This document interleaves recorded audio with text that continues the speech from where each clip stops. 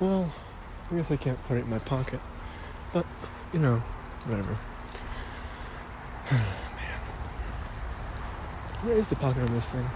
Is it right there?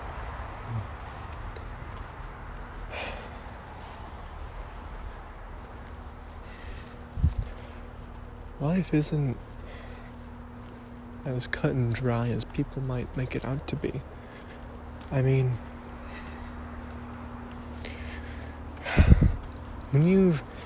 if you get to know someone, you may have a certain opinion about them when you first meet them, but that opinion will, in fact, change over time, and as everything changes. But at the same point, it's like, how will your opinion of them change? And that's really something you can't measure and you can't predict. And I feel like that unpredictable nature is why we actually like relationships like that.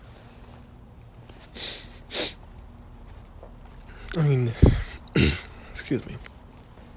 But, if you think about it, all we really are as people is the collection of our memories and guided by our hormones. If you look at studies of people with, let's say a deficiency in oxytocin, those people are going to crave physical affection because that's the thing they're lacking in their brain is, the hormone you get from physical affection, which is oxytocin. People who crave dopamine are usually going to be people who, love to do one-night stands and love to, indulge in kind of like, drugs and stuff like that and substances that make you feel happy. Weed smokers tend to be people who, have deficiencies in dopamine because of how much they receive from that drug. And it's kind of funny because people, and, it's people who, are, let's say, people who are lacking in serotonin, they don't get out a lot usually. They usually stay inside and they rot in bed because they don't, they're not outside. And without that serotonin, without all that, the big leveling, hormone, there's nothing really to be done about that. And there's no real, way to, there's no way for your brain to be mentally stable.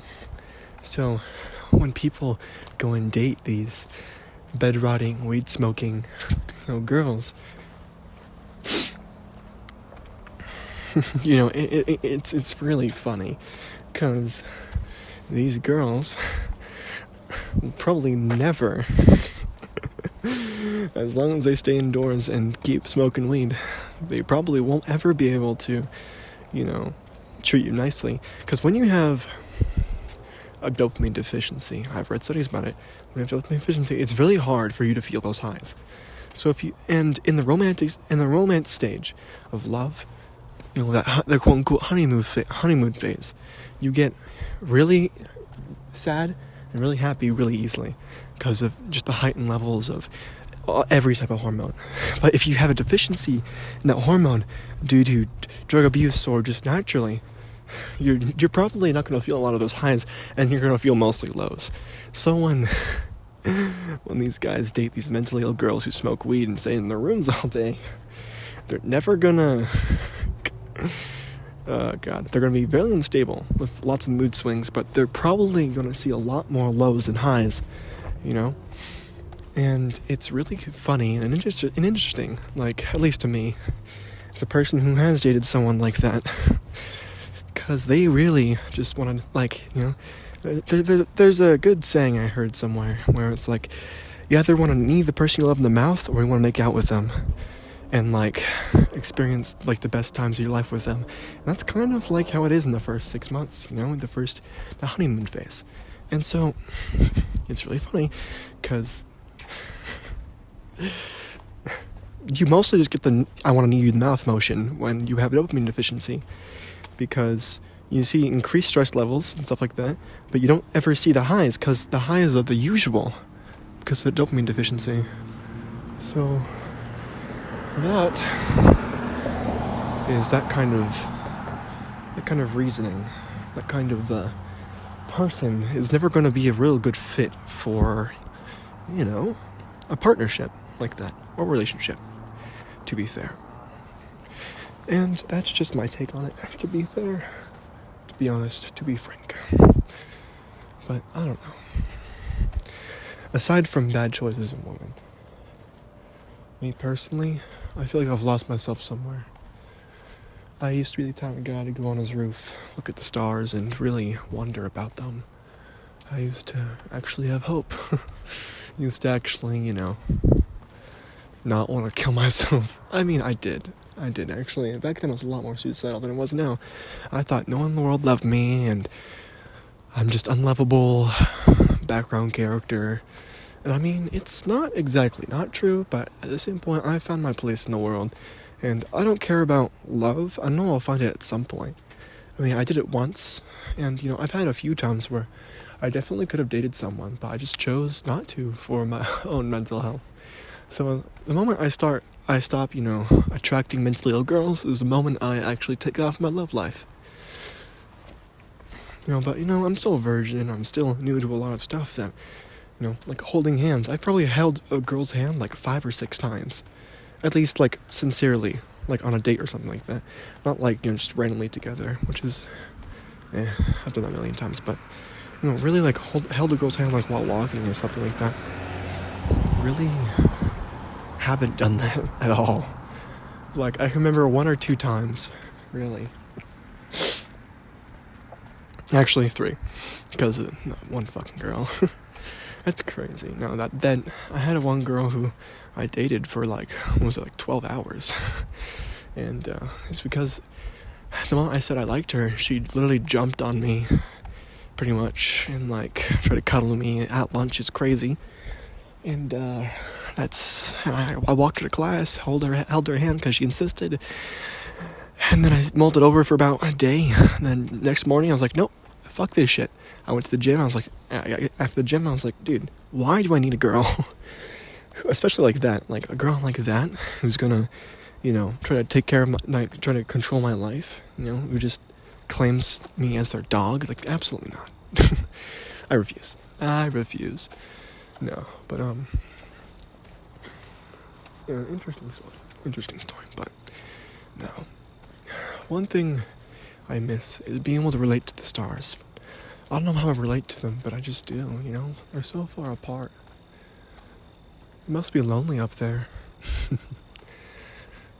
No, but in all seriousness, I wish I was up north so I could have seen the Aurora Borealis, the northern lights. That would have been really cool. You can kind of see, how the moon is a little bit more red than it usually is. And not in the way a lunar eclipse makes it red, but the way, the actual, its glow is red, but not the actual moon. So I think that's because the aurora, the northern lights are still there. So it's pretty cool. But I miss being able to really have those deep thoughts, about a girl. I miss being in love. Yeah, I miss being in love.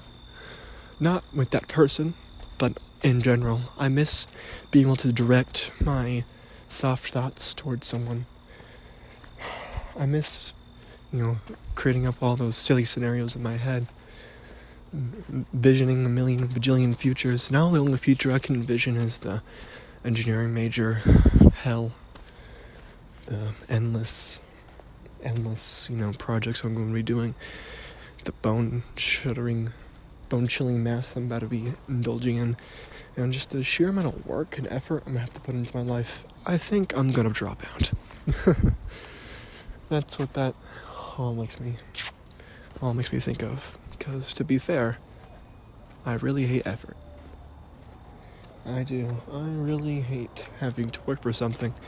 And it's not really the tedious kind of work that I hate. It's the work that challenges me beyond my means. The work that challenges me to do things that it'll take me so long to understand. Calculus, cool, but at the same time, either I have a really bad teacher, or I just straight up cannot understand this stuff. it takes me so long to understand this stuff, and like it's just not.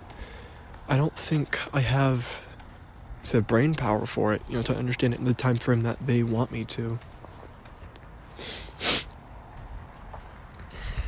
So, I feel like, even though I have a head start on Calc 1, that I'm gonna be behind in no time. But apparently I don't even have enough credits to take Calc 1, which is crazy, because I'm literally already taking part of that class in high school. I'm just not getting the college credits for it because I don't want to take the stupid AP test. Anyways, that's just silly, really. Silly, really. But yeah, no, I miss being in love. I missed having all those soft feelings all the time. I miss being myself. I feel like I've fallen out of whatever routine I had. I feel like I've become so full of anxiety and stress that, like, sometimes I just explode at other people.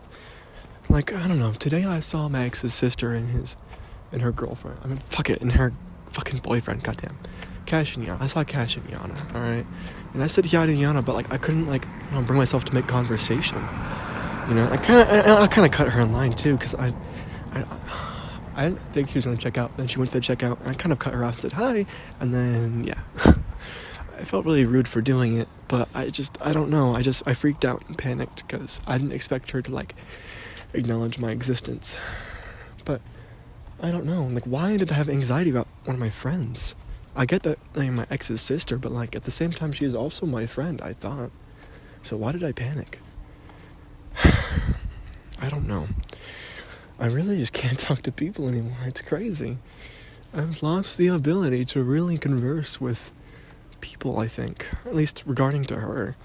And I've just become such a big ball of anxiety and stress and any other emotion you could name it or put on that. But I don't know. I found myself blowing up recently. I'm having episodes.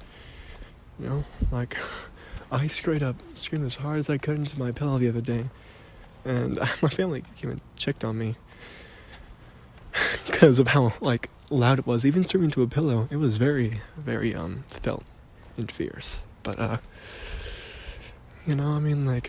I've been fretting everything recently. I've just been unwilling to talk to new people. So many new things are happening, I think. And I think it's just, I'm about to graduate and stuff, and it's all kind of compiling up into this one unknown spot to me, because really I don't, see that in myself. I don't recognize that I'm stressed or recognize that I'm under pressure.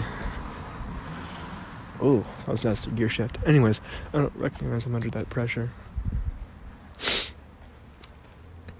And I think that I don't know, I need to be more aware of my emotions, because I do be blowing up at people sometimes. But walks are a good way. I saw my buddy Tim's note the other day, and he was talking about how good walks are. And Tim is kind of like me, alright? Me and him live the same life, but